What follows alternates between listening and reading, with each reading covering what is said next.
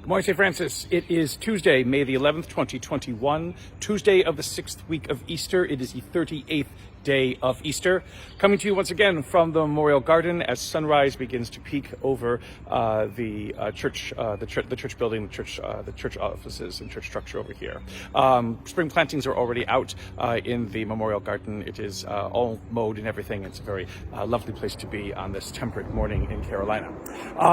In our first reading today, a miraculous earthquake that breaks the prison where Paul and Silas in Philippi have been incarcerated. So much so that it doesn't disturb the guard that the prisoners might have escaped because of the earthquake. The guard wants to kill himself, and Paul and Silas say, no, don't do it, we are still here. And the guard, because they are there and they are known as Christians, is drawn into wanting to investigate more into who they are and what they are all about. He asks to be baptized, and again, his whole household becomes baptized, and they all share a meal together. Again, the miraculous things, that begin to happen to Paul and Silas on their way to Rome as they go through Greece on their way in the Eastern Mediterranean. In the Gospel today from John, again, more about the necessity of Jesus having to depart, return to the Father, and the sending of the Advocate, the Holy Spirit, a little bit of foreshadowing and precursoring of the Holy Spirit to come at Pentecost in 13 days. Yeah, 30-something day. 38th day, in 12 days. Again, Jesus says that this has to happen because in it, sin, righteousness, and condemnation will come to light. Again, sin for those who do not believe in Jesus, righteousness that Jesus returned to the Father, and condemnation that the ruler of this world, all that is evil, all that seeks to undo us, all that seeks to break us, will be defeated.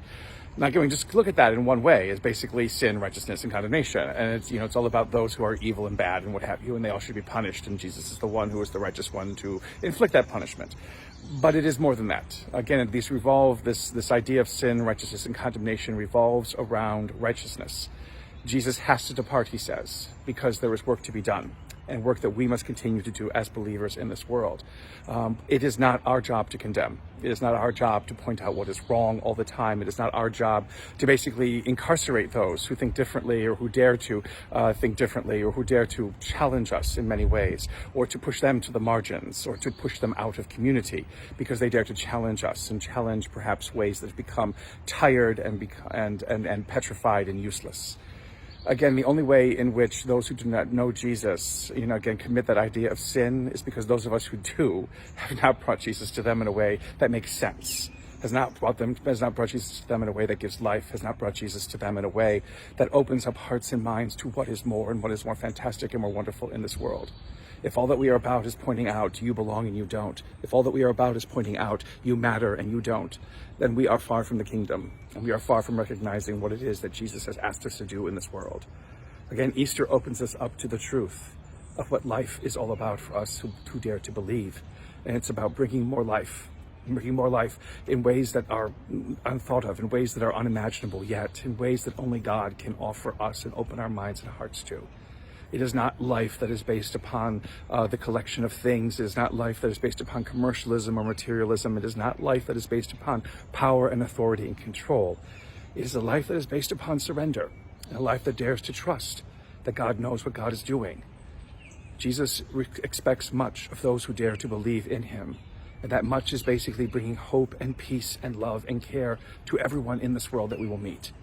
It is not an occupation or responsibility to be taken lightly. It is not something just to be taken, with a flip. It is something that is to be taken, with a seriousness that allows us to achieve and to do what it is that God needs us to do so the kingdom may be revealed. In that way, the prince of this world, all that is evil, all that seeks to defeat us, is undone and defeated itself. Only in the way in which we offer life and hope and openness and care to one another is the kingdom revealed, and Easter given its true meaning, Christ as glorified. A blessed Easter, St. Francis. May the Lord continue to give you his peace.